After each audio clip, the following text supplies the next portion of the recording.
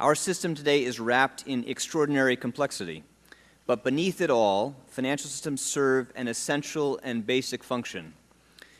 Institutions and markets transform the earnings and savings of American workers into the loans that finance a first home, a new car, a college education, or a growing business.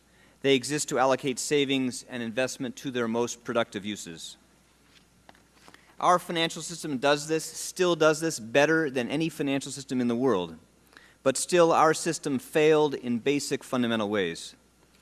Compensation practices rewarded short-term profits over long-term return. Pervasive failures in consumer protection left many Americans with obligations they did not understand and could not sustain. The huge apparent returns to financial activity attracted fraud on a dramatic scale. Market discipline failed to constrain dangerous levels of risk-taking throughout the system. New financial products were created to meet demand from investors, but the complexity outmatched the risk management capabilities of even the most sophisticated institutions in the world. Financial activity migrated outside the banking system, relying on the assumption that liquidity would always be available. Regulated institutions held too little capital relative to their exposure to risk. Supervision and regulation failed to prevent these problems. There were failures where regulation was extensive and failures where it was weak and absent.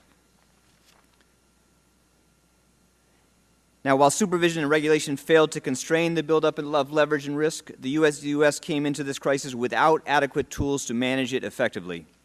And as I discussed before this committee on Tuesday, U.S. law left regulators without good options for managing the failure of systemically important, large, complex financial institutions.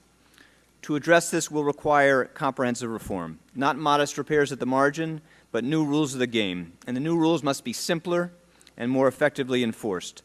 They must produce a more stable system, one that protects consumers and investors, rewards innovation, and is able to adapt and evolve with changes in the structure of our financial system.